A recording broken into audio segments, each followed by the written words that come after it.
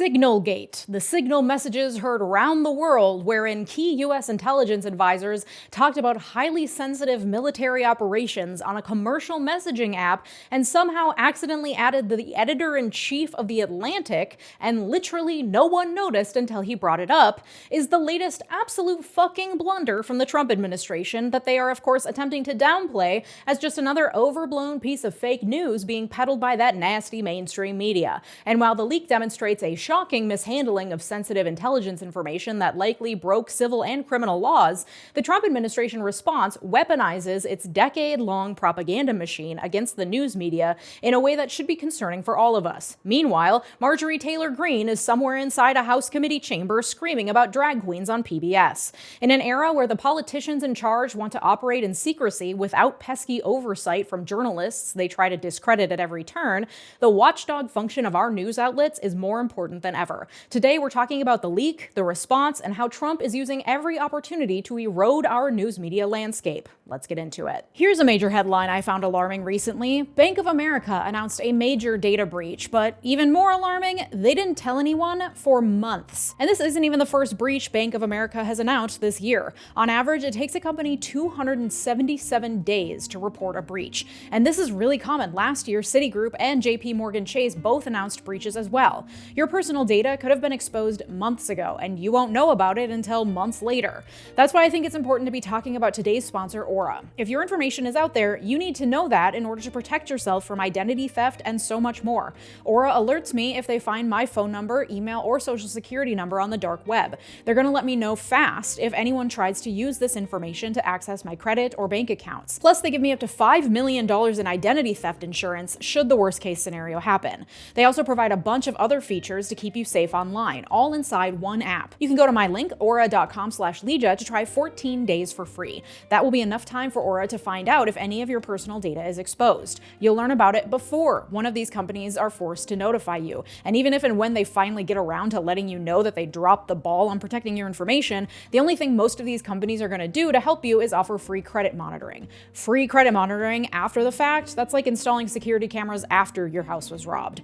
But there are so many places where your information can be compromised online, so I get that it can be really overwhelming to even know where to begin. And that's why I suggest using Aura, because they can take care of it for you. Aura is always on, always doing the hard work of keeping me safe. If protecting yourself from data breaches is something you're interested in, you can go to 𝗬𝗏𝗏𝗧 to start your 2-week free trial, also linked below in the description. Thanks, Aura, for partnering with me on today's video. On Monday, editor-in-chief Jeffrey Goldberg of The Atlantic, a major U.S. news organization, published an article titled "The Trump Administration Accidentally Texted Me Its War Plans," in which he detailed how Trump's national security advisor, Michael Waltz, accidentally added him to a private chat on the Signal app, a popular app used for its ability to encrypt messages and make them more secure from prying eyes and hacking. The chat included other major intelligence names such as Vice President JD, Secretary of State Marco Rubio, Director of National Intelligence Tulsi Gabbard, and John Ratcliffe, the director of the CIA. At first, the journalist, Goldberg, assumed it was a spoof trying to entrap him, though he was impressed with the amount of security knowledge and lingo this AI bot seemed to possess. Then, extremely detailed messages came through outlining precise timings and targets of bombings against Houthi rebels in Yemen. When the bombs actually dropped, Goldberg realized this chat thread was legit, and that he had been added by mistake, and nobody in the group apparently noticed. He initially published the story with brief excerpts from the chat, acknowledging that there were parts of information he received, apparently inadvertently, that could pose a risk to the safety of U.S. armed forces or intelligence personnel, so they weren't going to be published. Then, the denials started pouring in. The National Security Council admitted that the message thread appeared to be authentic, but at a Senate Intelligence Committee hearing yesterday, in which intelligence officials were grilled about this apparent security breach, they all repeatedly confirmed that there was no sensitive or confidential information shared in that text chain. John Ratcliffe and Tulsi Gabbard said on record that nothing classified was shared. Trump himself said it wasn't classified information. This despite the fact that information about actively happening military operations is generally considered confidential by default. And while it is possible for the Secretary of Defense or the President to declassify information even retroactively, neither has done as much or even accepted responsibility or acknowledged that any of the information was even classified in the first place. The messages included specific takeoff times for when U.S. armed forces would be initiating the bombing, sent approximately 2 hours before the attack was to occur. Had this gotten into the hands of a foreign government or or even a person with social media who decided to share screenshots, that could have seriously jeopardized not just the mission, but the safety and lives of the armed forces carrying out the mission in Yemen. After multiple officials denied that anything confidential was shared in that chat, and after The Atlantic reached out to multiple officials within the government for comment, the magazine moved forward this morning and published the entire chat, screenshots and all. The only part that remained redacted was the name of an active intelligence officer. The most damning message appears to be one sent by Fox News host turned inept Defense Secretary 𝗕𝗥𝗧, in which he laid out minute by minute how the attacks were to go down. Response has been shock and dismay across the political spectrum, because somehow, despite the fact that this administration does something monumentally shocking and stupid every other day, it still somehow manages to outdo itself from time to time. Because even though it is true that Signal uses end-to-end encryption that makes it more secure than regular text messages, what is also true is that everyone in the US intelligence community from the top on down knows that Signal or any other commercial messaging app should never be used to communicate highly sensitive information. Because while Trump officials are focusing on denying that anything classified was shared, it is clear to anyone with two brain cells to rub together that this information was incredibly sensitive and clearly could have dramatically impacted US intelligence operations had it fallen into the wrong hands. And so while government officials do use Signal to communicate, it's only used for basic details like coordinating meetings or to tell someone to check other secure messaging systems for a new classified communication. It's not used to send highly sensitive information. And I know this because The Atlantic followed up on this as well. I've linked all my sources in the description. According to their reporting, typically intelligence and other government officials must use a, quote, specially designed space known as a sensitive compartmented information facility, or SCIF, I'm going to call it. Most cabinet-level national security officials have one installed in their home or communicate only on approved government equipment. So government officials literally have a space installed in their home to do communications in, and so they clearly would know that there are expectations around communication security. Cell phones aren't even allowed inside a SCIF. There is no way these high-level officials weren't on notice that this type of information was completely inappropriate to be sent over an app like Signal. Plus, if they'd been using officially sanctioned methods of communication, the risk that someone without proper security clearance would have access to the message would be gone. It wouldn't exist. Proper government-sanctioned secure messaging only allows those with proper security clearances to access sensitive information. There would not have been even the slightest opportunity for them to have accidentally added a random journalist to the chat. Not only that, they likely broke a number of laws in doing so. According to experts interviewed by The Atlantic, information about an active military operation would fit the law's definition of national defense information that should only be discussed with security protocols in place. Whether or not the information was technically classified doesn't matter, because it was clearly sensitive, and an app like Signal is not approved for communicating any highly sensitive information, whether or not it's top secret. Additionally, the messages in the group chat were set to disappear after a certain amount of time, a security feature that's common in encrypted messaging apps. This runs into issues, however, because there are records laws that require messages, including texts about official acts, to be preserved, and intentionally destroying official records is against the law. On top of that, by transmitting highly sensitive defense information to a person not authorized to receive it, that is Jeffrey Goldberg, the Atlantic journalist, even by mistake, the group was potentially in violation of the Espionage Act, which criminalizes the unauthorized dissemination of national defense information. It's the same act Trump was charged under for storing classified documents in his Mar-a-Lago bathroom, allegedly. It is a broadly written statute that can apply really to any information shared with someone who was unauthorized to receive it, whether or not that information was technically confidential. What matters is whether the information could be used to the injury of the United States or to the benefit of a foreign nation. These messages would easily fall under that definition. So we have credible evidence, literal receipts, of top-level government officials using an unauthorized means of sending highly sensitive information that made it vulnerable to being accessed by really anyone. They could have misplaced their phone. It could have been hacked. Signal is encrypted, but it isn't completely bulletproof. And not only that, they were so lax with their security that they accidentally added a journalist to the highly sensitive chat and then also didn't even realize it for days, likely in violation of rudimentary laws protecting national defense information and in violation of laws criminalizing the unauthorized dissemination of that information to outsiders. In fact, a lawsuit has already been filed in D.C. by the nonprofit American Oversight, which accuses the Trump administration of violating federal records laws. The lawsuit has been assigned to none other than federal judge James Boasberg, the same one who ordered a return of the planes carrying immigrants from Venezuela to El Salvador, and who Trump and others in his administration have been threatening with impeachment. I do not envy that guy. In a fun quote unearthed by NBC News in the wake of that Signal chat heard round the world, 𝗕𝗥𝗧, while hosting a Fox News show back in 2016, harshly criticized Hillary Clinton's use of a private email server, saying, quote, "Any security professional, military, government, or otherwise, would be fired on the spot for this type of conduct and criminally prosecuted for being so reckless with this kind of information." Interesting. And yet, I wasn't even sure if I wanted to talk about this today because it feels so run-of-the-mill at this point. Like, of course they're not following typical protocol to protect sensitive information. Of course they're not following the rules. Of course they care more about convenience and moving fast and breaking things than about official procedures that are put in place for a reason. The point of this entire administration is that the rules do not apply to them. They're willing to do anything and say anything to gain more power and control, unconcerned with who gets hurt in the process. And so now that they've been caught in the act and it's fucking embarrassing, they're doing everything they can to lie, to obfuscate, to downplay what happened, and most recently, to turn the blame around and place it on the shoulders of the journalist they inadvertently added to a highly sensitive national security discussion.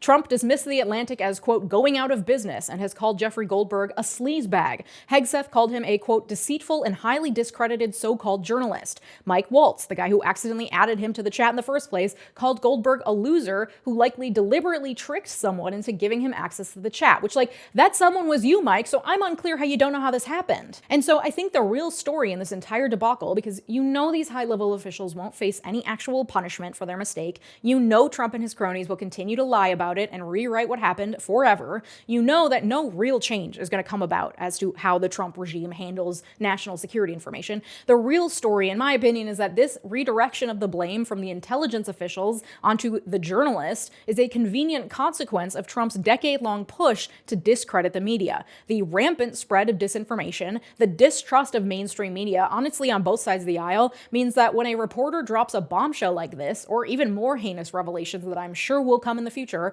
Trump and his supporters can turn around and weaponize that distrust in the media that they've been cultivating. They can say, this guy's a journalist. You know how journalists are. They're willing to say anything to get attention and ad dollars. Don't trust him. He's lying. He's playing up a non-story to try to get clicks. He is desperate and pathetic. I'm the one you can trust. A great example of this rhetoric can be found in a social media post by White House Communications Director Stephen Chung, who commented on the Signal leak by saying, quote, at every turn, anti-Trump forces have tried to weaponize innocuous actions and turn them into faux outrage that fake news outlets can use to peddle misinformation. Don't let enemies of America get away with these lies. Which is truly written the way I imagine some poorly written screenplay would write clearly fascist propaganda. Like, it's so obviously batshit, it boggles the mind, the amount of brain rot someone would have to actually buy this. And yet, this all-out propaganda campaign to vilify journalists allows at least the half of the electorate that still trusts Trump to be lulled into a false sense that maybe things aren't so bad. Maybe every bad story that comes out about this administration is just being played up for clicks. Actually, yeah, everything is totally normal. I need to just ignore the reports and trust that Daddy Trump knows best. This, in turn, completely undermines the role that the media is meant to play in any robust democracy, that of watchdog. Watergate would never have been uncovered but for the work of journalists. Countless governmental missteps would have gone unnoticed because journalists are the only ones with the time, like it's literally their job, to keep an eye on things while the rest of us toil away under capitalism. This is a crucial role, and while I think it's totally fine and dandy to have open debate and discussion about the articles being printed by our mainstream media, about the way they frame things, about what sorts of biases they may or may not have, that doesn't mean they aren't still guided by professional ethics and levels of editing and fact-checking that make them an essential source of truth and oversight when it comes to politics and government. And that is really inconvenient when you're Trump or the people behind him pulling the strings, and you want to do things under cover of darkness where no one can sound the alarm that what you're doing is not normal or is flat out illegal. We would be none the wiser but for the work of journalists, and Trump knows that. So the media will always be the enemy, and cracking down on them and forcing loyalty from media owners like Jeff Bezos is what he does to ensure his tactics and actions aren't called out for what they are. So to me, turning this story onto Jeffrey Goldberg's shoulders is just the latest in his long history of tactics he's used to crack down on journalists, and I think we're just seeing the beginning of it. Just since the start of his second administration, which was somehow only 2 months ago, he's already removed the Associated Press from the White House press pool, mad at them for refusing to change their official style guide to refer to the Gulf of Mexico as the Gulf of America. He's admitted known Russian state-owned media into the Oval Office for his discussion with Zelensky that went south, and he's admitted known fringe right-wing content creators as press into official events. Time and again, he has shown his disdain for anyone in the press who doesn't bend to his wishes and has showered praise on those who create media favorable to him, whether or not it's accurate, no matter who's behind it, no matter how real or made up their credentials. And just today, a hearing titled Anti-American Airwaves, Holding the Heads of NPR and PBS Accountable, organized by Representative Marjorie Taylor Greene as part of the DOJ subcommittee, gave Republicans a chance to grill the chief executives from PBS and NPR in an attempt to prove that they're using federal dollars to spread radical left communist propaganda and groom children with LGBTQ programming. Namely, she was really mad about a clip from a drag queen story hour that was posted on YouTube and never aired on PBS, nor was it in any way associated with either network. But of course, the truth in Marjorie Taylor Greene's world is subjective and open to interpretation. There were, of course, no actual revelations at this hearing other than the chief executive of NPR acknowledging that they should have more thoroughly covered the Hunter Biden laptop story during a time when she wasn't even in charge. Yesterday, Tuesday, Trump declared that the networks are a waste of money and he would love to defund them. This despite the fact that the funding bill he signed into law a couple weeks ago included $500 million for the Corporation for Public Broadcasting, which disperses funds to public radio stations across the country.